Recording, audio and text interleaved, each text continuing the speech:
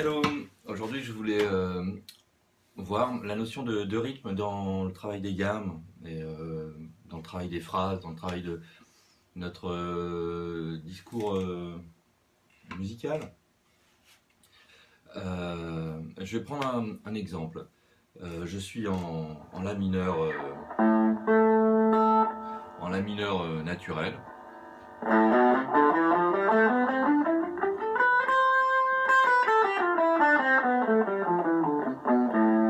Ou le mode éolien.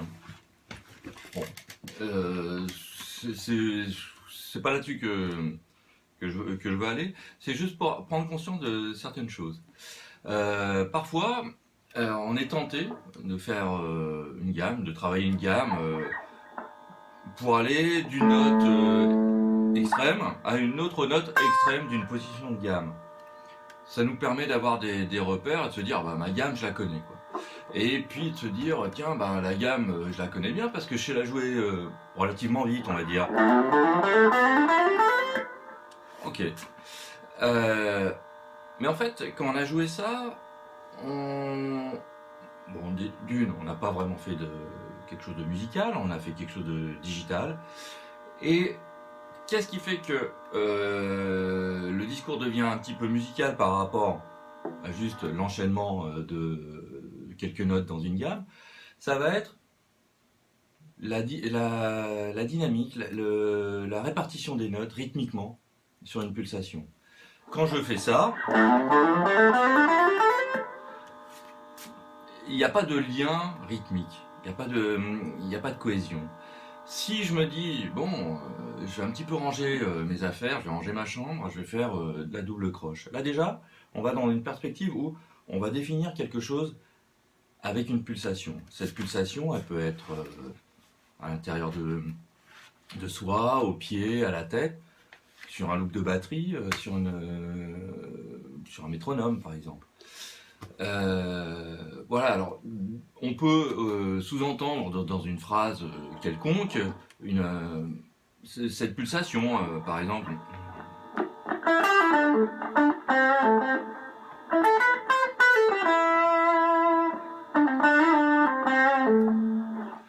Voilà, là j'ai fait quelques notes et ces notes sont enchevêtrées les unes entre les autres et j'avais pensé à une pulsation en les faisant.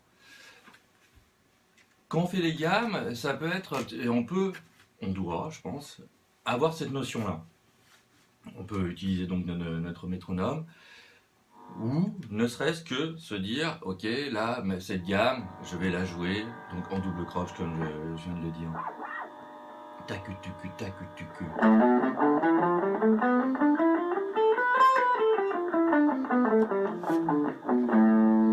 1, 2, 3, 4. 1, 2, 3, 4. Là, déjà, les choses sont plus précises, plus lisibles aussi.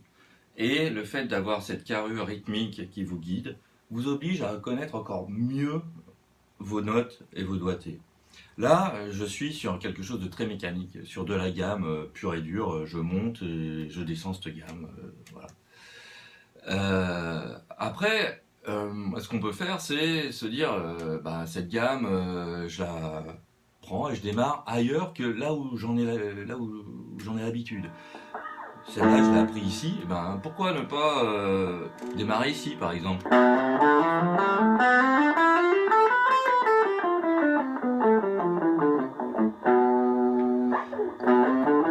3, 4, 1, 2, 3, 4, 1. Voilà. Après, on peut réduire l'ambitus de notre gamme. Hein. Ça peut être, je me dis, bah tiens, je vais faire ça juste sur une octave à peu près, quoi. 1, 2, 3, 4, 1, 2, 3, 4, 1. Le fait de dire le temps qui passe nous permet d'avoir une sorte de distanciation par rapport à ce qu'on est en train de jouer. Sous-entend que les doigtés, on les connaît, c'est plus le problème. Mais on va leur donner un sens. Ce sens, c'est pas le sens de je monte et je descends la gamme, mais leur donner un sens. Et ce sens, c'est en fait, c'est le rythme, pulsation, le débit qui va donner ce sens.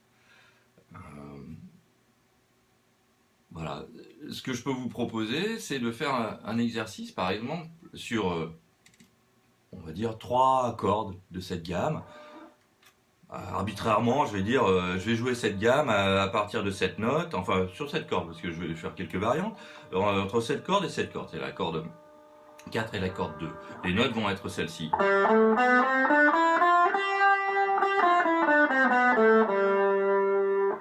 Donc ça va nous donner, en fait, toujours tac tuc tac tuc tuc, mais de façon linéaire. Il n'y a pas de figure rythmique particulière, c'est du linéaire, mais du linéaire qu'on fait entendre. 1, 2, 3, 4.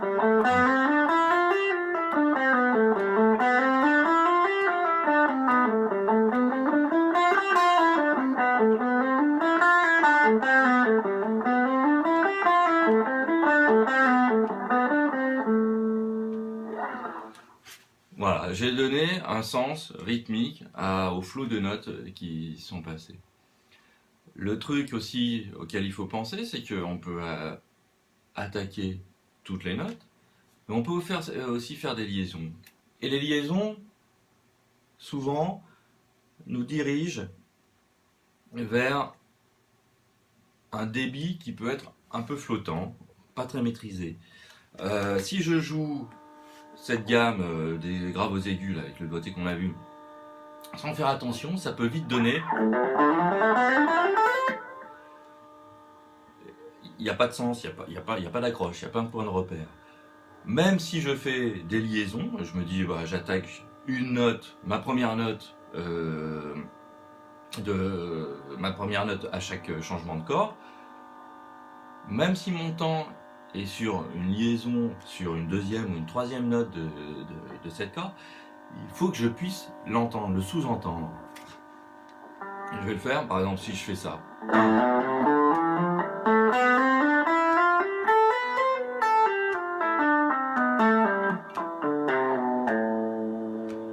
Je vais pas tout attaquer, à chaque changement de corde, je le refais.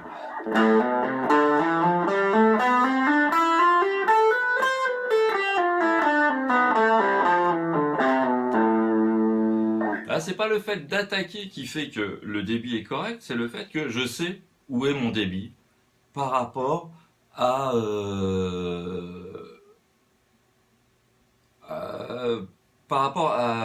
une gestuelle, en fait, qui coordonne ces deux mains.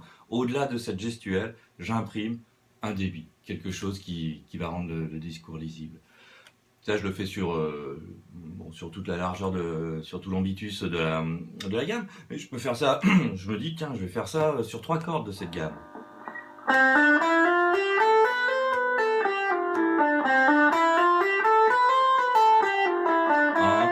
2, 3, 4, 1, 2, 3.